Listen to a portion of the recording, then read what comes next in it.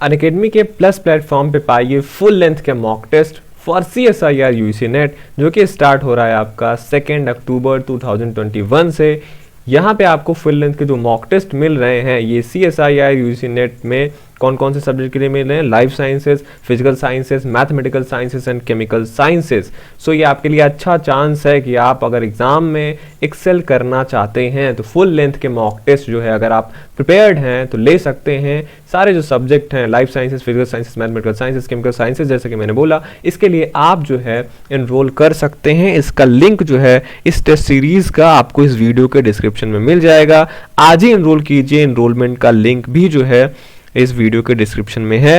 Additional details आपको ये देना चाहूँगा कि अगर आप जो है ये कोर्स लेने जा रहे हैं फुल लेंथ मॉक टेस्ट का अनअकैडमी प्लस के प्लेटफॉर्म पे, तो हमारे चैनल का जो रेफरल कोड है botany10 यूज़ करना मत भूलिएगा। वहाँ पे आपको मिलता है 10% का डिस्काउंट जब भी आप प्लस सब्सक्रिप्शन लेते हैं अनअकैडमी पे। तो सारे लिंक इस वीडियो के डिस्क्रिप्शन में दिए गए हैं, ज़रूर इनरोल कीजिए।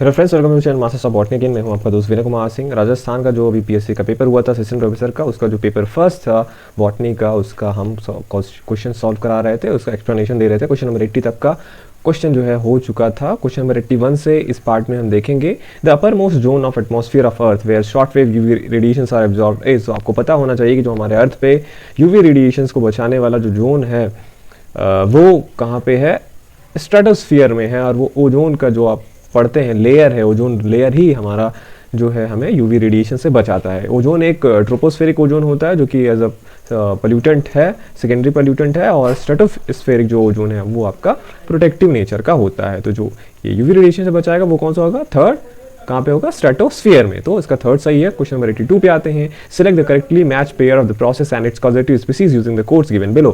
ठीक, तो यहाँ पे कुछ है प्रोसेस दिए गए हैं और कॉजेटिव आपको जो स्पीसीज हैं वो आपको बताना है, जैसे कि nitrogen fixation, nitrification and denitrification. तो नाइट्रोजन फिक्सेशन मतलब एटमॉस्फेरिक नाइट्रोजन को फिक्स करना उस फॉर्म में जिसमें वो प्लांट एब्जॉर्व कर सके। तो नाइट्रोजन वो क्या होगा, फिक्सेशन होगा। अगर आप देखेंगे नाइट्रोजन फिक्सेशन से एसोसिएटेड जो आप स्पीसीज को देखेंगे यहाँ पे राइजोबियम, करेक्टली आप इसके साथ जा सकते हैं। और नाइट्रोजन राइजोबियम क्या है, सिम्बायोसिस बनाता है। वहीं एजोटोबैक्टर जो है नाइट्रोजन फिक्सेशन करता है पर ये फ्री लिविंग है। तो ये एजोटोबैक्टर और क्या हुआ, राइजोबियम ए और ई जो है आपका ये नाइट्रोजन फिक्सेशन करते हैं। दैट मीन्स थर्ड का क्या होगा, ए और ई। ये हमें ऑप्शन नंबर 2 और 3 में मिलता है। फिर हम आगे देखेंगे नाइट्रिफिकेशन। नाइट्रिफिकेशन कौन कौन से करते हैं, देखिए जो अमोनिया का अगर हम नाइट्रेट या नाइट्राइट में कन्वर्जन जो होता है उस प्रोसेस को हम नाइट्रिफिकेशन बोलते हैं। और नाइट्रीफाइंग जो बैक्टीरिया है वो नाइट्रोसोमोनास है, नाइट्रोसोकॉकस है और नाइट्रोबैक्टर है। तो यहाँ पे आप देखेंगे कि जो आपका सेकेंड वाला है, सेकेंड वाला प्रोसेस सी दोनों में लिखा है, मीन्स नाइट्रोबैक्टर के साथ आप जाएंगे क्योंकि और जो है यहाँ पे नहीं दिया गया है, एक ही है सी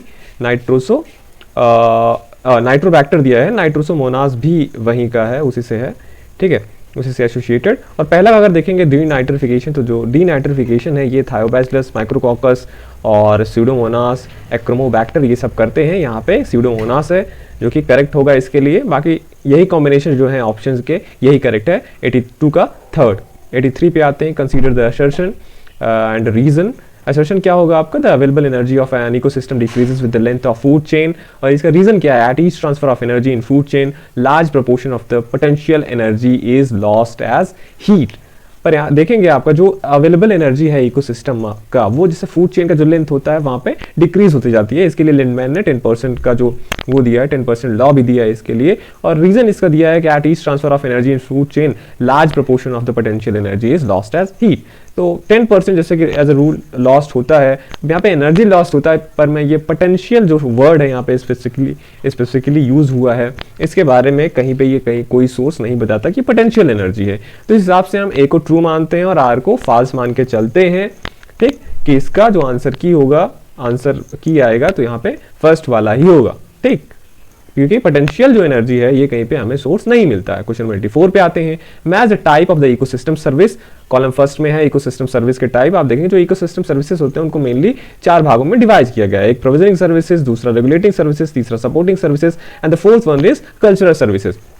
और फिर उसके एग्जाम्पल भी है यहाँ पे, देखिए कि उसके अंतर्गत कौन कौन से आते हैं, जैसे प्रोविजनल सर्विसेज के अंदर कौन कौन सी चीज़ें आती हैं। ठीक, तो जैसे कि प्रोविजनल सर्विसेज में जैसे कि हमें इन्वायरमेंट से क्या मिलती है, जैसे फूड, वाटर, मेडिसिन, ये सब सारे रिसोर्सेज।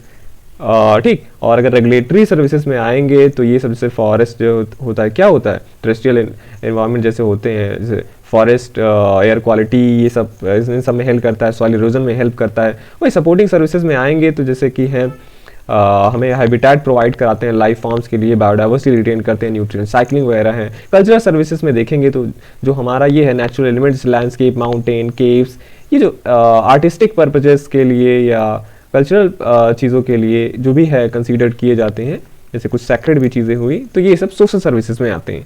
तो ऐसे डी का आप जा सकते थे फोर्थ, और ऐसा मिलता है आपका ऑप्शन नंबर 2 में, ये सोशल सर्विस है। इको टूरिज्म क्या है, सोशल सर्विस है। वहीं अगर आप देखेंगे कि पहला वाला अगर हम देखें तो ये प्रोविजनल सर्विसेज मैंने आपको बोला वाटर, तो ये वाटर सप्लाई होगा। बी का क्या होगा, रेगुलेटरी सर्विसेज में जैसे CO2 फिक्सेशन करता है तो ये रेगुलेटरी सर्विसेज में आता है। और सपोर्ट सर्विसेज में क्या आएगा, एक्चुअल एरिया प्रोटेक्टेड। ठीक, तो इसका दूसरा सही होगा। 85 पे आते हैं, which is the following ecosystem, the food web involves more species and more trophic levels. देखिए अगर बात करें कि ट्रॉफिक लेवल्स कहाँ पे ज़्यादा होता है तो ग्रासलैंड में आप आ सकते हैं, पर अगर नंबर ऑफ स्पीसीज की बात करें जहाँ पे सबसे ज़्यादा स्पीसीज इन्वॉल्व होंगी तो रेन फॉरेस्ट में आपको पता है बायोडाइवर्सिटी बहुत ज़्यादा होती है और वहाँ पे नंबर ऑफ स्पीसीज बहुत होते हैं। ध्यान दीजिए यहाँ पे फूड चेन नहीं दिया हुआ है, फूड चेन आता है ग्रासलैंड में, फूड वेब दिया है। वेब मतलब जहाँ पे बहुत सारे स्पीसीज हों और ट्रॉफिक लेवल बहुत ज़्यादा हो, तो ऐसा आपको कहाँ पे मिलेगा, रेन फॉरेस्ट में मिलेगा। तो इसका 4 सही है। 86 पे आते हैं, which of the following species of Rajasthan has rare status in red data book. देखिए राजस्थान के लिए, राजस्थान में पाए जाने वाले कुछ प्लांट्स हैं जो red data book IUCN publish करता है, उसके अनुसार वो रेयर कैटेगरी में आते हैं। इसमें से पूछा है वो कौन सा प्लांट है, तो यहाँ पे हमारे पास 4 प्लांट हैं, डिक्लिप्टेरा, एबुएंसिस, स्ट्रोबिलेंथस, हाल्बर्जियाई, सर्कोपेजिया ओडोराटा एंड एनोजिएसिस सेरेसिया। अब जैसे आप देंगे अगर बात करें तो ये जो तीनों प्लांट हैं ऊपर के, डिक्लिप्टेरा, एबुएंसिस, स्ट्रोबिलेंथेरा, ये सर्कोपेजिया, ये तीनों प्लांट जो है पहला दोनों तो अकंथेसी फैमिली के हैं, थर्ड वाला क्या है, स्लिपियाडेसी फैमिली के, और तीनों के तीनों जो प्लांट हैं ये इंडेंजर्ड कैटेगरी में आते हैं। फोर्थ वन जो है आपका एनोजिएसिस सेरेसिया, यही आता है आपका रेयर कैटेगरी में, इसीलिए इसका ऑप्शन का चौथा सही होगा। 87 पे आते हैं, कंसीडर्ड असर्शन, फिर यहाँ पे असर्शन रीजन दिया, असर्शन डायरेक्ट पढ़ लेते हैं। Natural gas is an eco friendly fuel. Natural gas जो होता है बोल रहा है इको फ्रेंडली फ्यूल होता है। रीजन क्या दिया है, it produces few pollutants and less carbon dioxide per unit energy than any other fossil fuel on combustion. तो नेचुरल गैस जो है इको फ्रेंडली फ्यूल है। अब देखिए जो ओल्ड कॉन्सेप्ट था करीब 2013 वगैरह से पहले, उससे नेचुरल गैसेस को एक इको फ्रेंडली फ्यूल माना जाता था, और ये सही है कि ये फ्यू पोल्यूटेंट्स और less carbon dioxide per unit energy जो होता है other than other fossil fuel के कंपैरिजन में कंबशन पे कम इससे निकलता है। पर अभी जो है कि नेचुरल गैसेस भी हमारे एनवायरनमेंट को इम्पैक्ट करती हैं, ये रिसर्चेस में सामने आया है। लेकिन पुराने कॉन्सेप्ट के हिसाब से ही चलेंगे कि बोथ असर्शन और रीजन जो है ट्रू है और आर जो है करेक्ट एक्सप्लेनेशन है ए का, उस हिसाब से दूसरा वाला ही सही होगा। क्वेश्चन नंबर 88 पे आते हैं, choose the correct sequence order of different categories of threatened species. देखिए सबसे लास्ट में एक्सटिंक्ट आता है, जब सब कुछ स्पीसीज पूरी तरीके से गायब हो जाता है तो एक्सटिंक्ट कहलाता है। उससे पहले की जो कैटेगरी आती है वो इंडेंजर्ड होगा। ठीक, endangered means risk of extinction, तो उससे पहले आएगा आपका इंडेंजर्ड। तो आपको इंडेंजर्ड और एक्सटिंक्ट देखना है, ये आपको ऑप्शन नंबर 1 और 3 में मिलता है। लेकिन इंडेंजर के जस्ट पहले की जो कैटेगरी है वो वनरेबल है। वनरेबल में वो स्पीशीज रखे जाते हैं जो नियर फ्यूचर में इंडेंजर्ड होने वाले हैं। उससे पहले आते हैं रेयर। रेयर का मीन्स वो रेयर होते हैं पर उनपे वनरेबल की कैटेगरी में वो जा सकते हैं।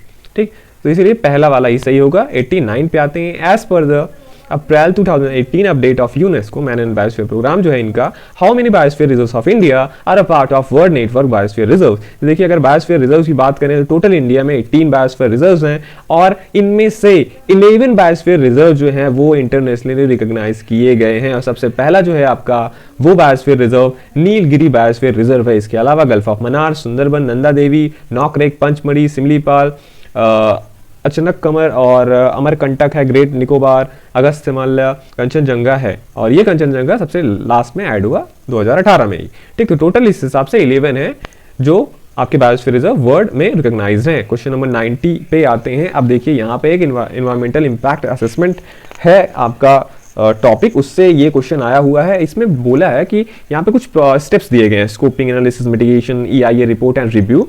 ठीक, कह रहा है इसमें आप बताइए ये एक आइडियलाइज इन्वायरमेंटल इम्पैक्ट प्रोसेस है दैट रिक्वायर पब्लिक इन्वायरमेंट।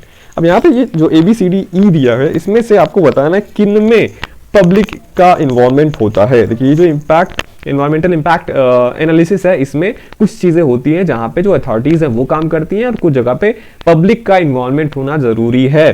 तो जितने भी सोर्सेज मुझे मिले वहाँ पे आप देखेंगे कि जैसे स्कोपिंग है उसमें, मिटिगेशन में, EI रिपोर्ट में और रिव्यू में, इन सब जगह पे पब्लिक का इन्वॉल्वमेंट होता है। और आप देखेंगे कि जैसे स्कोपिंग तो है ही है, सबसे पहली बात तो A होगा ही होगा, मिटिगेशन भी उसमें आता है, A और C तो आता ही आता है, D भी आता है उसमें, और B को शायद आप छोड़ सकते हैं।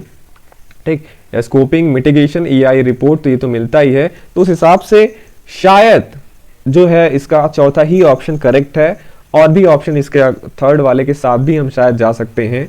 ठीक है, पर उस हिसाब से जैसे क्वेश्चन में पूछा गया है, क्योंकि जो भी सोर्सेज हैं वो कहते हैं कि इसमें से जो भी हैं 3 से ज़्यादा का जो स्टेप्स हैं वो उसमें पब्लिक का इन्वॉल्वमेंट होता है, लेकिन जो सबसे सटीक इसमें से आप जा सकते हैं वो scoping, mitigation, EI report, ACD जा सकते हैं। ठीक, पर उस हिसाब से इसमें एनालिसिस में भी होता है, scoping, analysis, mitigation, EI report, ABCD तीनों इसके सही हैं।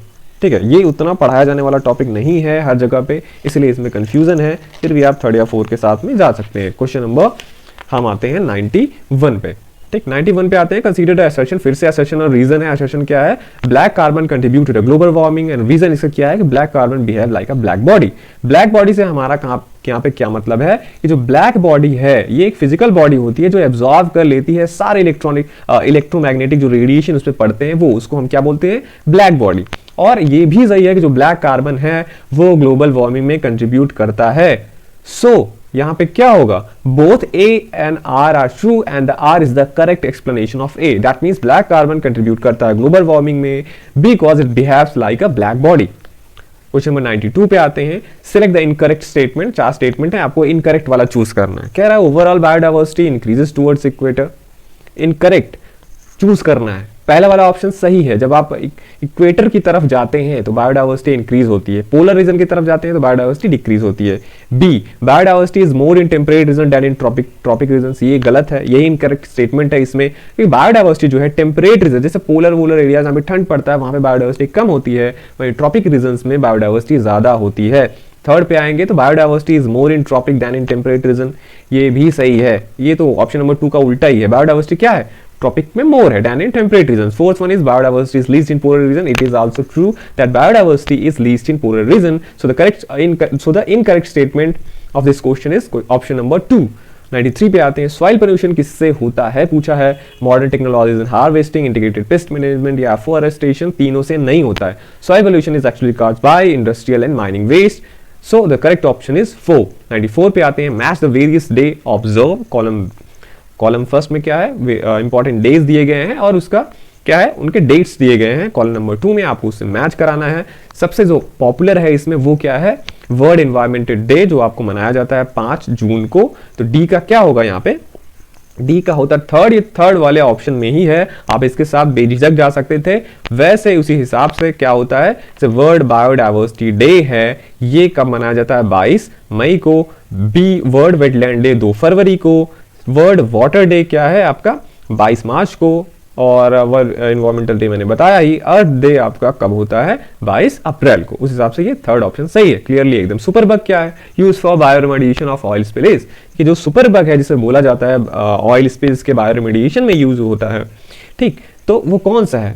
तो आपको मैं बता दूं कि सुपर बग जो है एक प्रोफेसर अनंता मोहन चक्रवर्ती हैं, इन्होंने 1980 में हमारे इंडिया के ही हैं, एक पेटेंट कराया इन्होंने सुपर बग, जो क्या करता है? पेट्रोलियम का डिग्रेडेशन करता है। पेट्रोलियम जैसे camphor, octane, xylene, ethylene etcetera. अब इन्होंने क्या कराया? इसका प्लाज्मिक ट्रांसफर कराया बहुत सारे बैक्टीरिया से। अब ये जो ट्रांसफॉर्म स्यूडोमोनास पुटिडा है, इनमें प्लास्टिक 4 डिफरेंट बैक्टीरिया से आया है जो कि हाइड्रोकार्बन डिग्रेडेशन में इन्वॉल्व होता है, ठीक है। तो क्या है वो स्पीशीज आपका? स्यूडोमोनास प्यूरिटा। 95 का 2। 96 पे आते हैं हम, the most reactive disinfectant of water is. देखिए आपको पता है वाटर डिसइंफेक्ट के लिए सबसे बेस्ट मेथड क्लोरीनेशन है। क्लोरीन क्या होता है? वो माइक्रो ऑर्गेनिज्म का जो सेल मेम्ब्रेन है उसको डैमेज कर देता है। अब क्या होता है, कोई भी क्लोरीन हो जब वाटर में ट्रीटमेंट के लिए ऐड किया जाता है तो वहां पे हाइपोक्लोरस एसिड बनता है और हाइपोक्लोराइड आयंस बनते हैं। Hypochlorous acid is HOCl and this is the most reactive disinfectant of the water.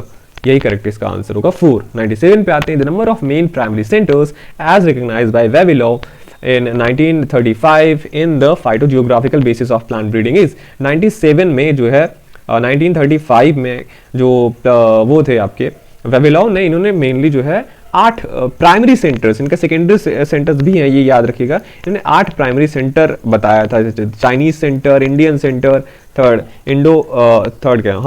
Inner Asiatic centre, fourth one is Asia Minor, the Mediterranean centre, the Abyssinian, the South Mexican and Central American centre और South American and Andes region. ये 8 इन्होंने centre बताया था, तो हिसाब से इसका पहला ही सही है। 98 पे आते हैं, according to Vavilov the centres of origin of cultivated plant occurred mostly in. Okay, Vavilov ने ये भी बताया था साथ साथ में कि जो इनका सेंटर्स है, ठीक, ये कहाँ पे मेनली है, ये आपको माउंटेनियस जो रीजन्स हैं, माउंटेनियन रीजन्स में ही आपको मिलेगा।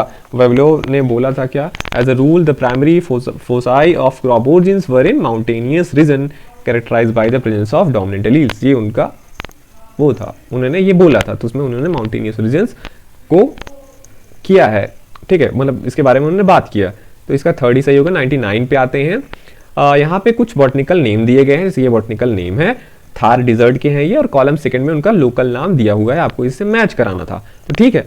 यहाँ पे कैसिया फिस्टुला को कॉमनली हमारे यहाँ भी हर जगह ही आप देखेंगे अमलतास बोला जाता है, तो सी का आप पहला लगा सकते थे, जो थर्ड ही है इसका, आराम से आप थर्ड वाले ऑप्शन के साथ जा सकते थे। और वहीं अगर बात करें कि जैसे एक दूसरा हो गया कैसिया जो एंगस्टिफोलिया है, उसको हम सेना बोलते हैं कॉमनली, जो कमीफोरा मुकुल है ये इसको गूगल बोला जाता है, और कैसे फिस्टुला तो अमलतास है ही है। साल्वाडोरा जो ओलियोइडिस है इसको जाल ट्री बोलते हैं, और जो आपका सिट्रस कोलोसिंथस है इसको हम क्या बोलते हैं, इंद्रायण बोलते हैं, तो थर्ड वाला ही सही है। क्वेश्चन 100 पे आते हैं, द बोटनिकल नेम ऑफ रागी, रागी बोला जाता है कॉमनली, कॉमन नेम है ये, फिंगर मिलेट को बोला जाता है इंग्लिश में। A plant with a potential food value is, कह रहा है जो फिंगर मिलेट होता है, मिलेट भी कई टाइप के होते हैं, और इसमें से जो रागी है, एक फिंगर मिलेट है, उसको क्या बोलते हैं साइंटिफिकली, तो ये जो फिंगर मिलेट है इसका साइंटिफिक नेम इल्यूसिन कोराकैना है, तो इस हिसाब से चौथा वाला ही सही है। क्वेश्चन नंबर 101 पे आते हैं, the edible plant part of the cereals, कह रहा है जो हम पोषण सीरियल्स का खाते हैं, सीरियल्स मोस्टली पोएसी से बिलोंग करते हैं, तो वो क्या होता है, जो सीरियल्स होते हैं वो आप देखेंगे कि ये उनका जो एडिबल कंपोनेंट होता है ये बना होता है एंडोस्पर्म, जर्म और ब्रान का, जिसमें एंडोस्पर्म का परसेंटेज ज्यादा होता है, so they are actually endosperm what we eat in cereals. Question number 102 पे आते हैं, steroidal lactones are present in, देखिए अब कई तरह के आपके सेकेंडरी मेटाबोलाइट्स होते हैं, जो स्टेरॉयडल लैक्टोन्स हैं वो हमें कहाँ पे मिलता है, कहाँ से मिलता है, विथानिया सोमनीफेरा से मिलता है, तो किसका करेक्ट ऑप्शन क्या है, फोर्थ। क्वेश्चन नंबर 103 पे आते हैं, choose the mismatch pair of the medicinal plant and the major type of alkaloid present in them. यहाँ पे आपको क्या बोलना है, एल्कोलॉइड दिए, प्लांट दिया है और एल्कोलॉइड उसके दिए हैं, इसमें आपको बताना है कि मिसमैच पेयर कौन सा है, ठीक। तो आप देखेंगे जो आइसोक्विनिल एल्कोलॉइड है, आइसोक्विनिल एल्कोलॉइड जो पहला वाला दिया है ये मॉर्फिन से निकलता, मॉर्फिन है एक्चुअली, मॉर्फिन ही इसका एग्जांपल है, किस प्लांट से निकलता है, पेपोवर सोमनीफेरम। विथानिया सोमनीफेरा अलग प्लांट है, सोलानेसी फैमिली का है, पेपोवर सोमनीफेरम पेपोवरेसी का है, और यही मिसमैच पेयर है।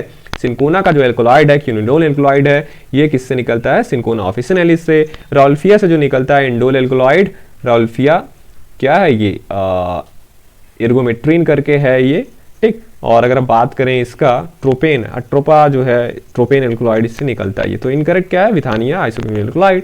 आइसोक्विनिल एल्कोलॉइड क्या होता है, पेपोवर सोमनीफेरम से मिलता है। क्वेश्चन नंबर 104 पे आते हैं, the green tea, white tea, oolong and black tea differ in, देखिए जो ग्रीन टी है, white tea, oolong and black tea, ये सेमी प्लांट से मिलता है, कैमेलिया साइनेंसिस से, और ये केवल डिफर करते हैं इनके extent of oxidation during processing, so the correct option will be 2। Question number 105 पे आते हैं, the minimum resolution of electron microscope is, कह रहा है कि मिनिमम रेजोल्यूशन जो होता है इलेक्ट्रॉन माइक्रोस्कोप का वो कितना होता है, तो देखेंगे जो इलेक्ट्रॉन्स का एक्चुअली वेवलेंथ होता है वो फोटॉन से बहुत छोटा होता है, और अगर आप देखेंगे थ्योरेटिकली जो है इसका जो रेजोल्यूशन होता है इनफाइनाइट होता है, लेकिन प्रैक्टिकली जो इसका रेजोल्यूशन है वो लिमिटेड है 0.22.1 नैनोमीटर, तो correct option will be 4th। बाकी के जो बचे आप क्वेश्चंस हैं उसका मैं जो अगला पार्ट लाऊंगा उसमें आपको सोल्यूशन दूंगा, ताकि वीडियो ये लंबा ना हो ज़्यादा। ठीक है, तो मिलते हैं हम इसके नेक्स्ट पार्ट में। Thank you for watching this video.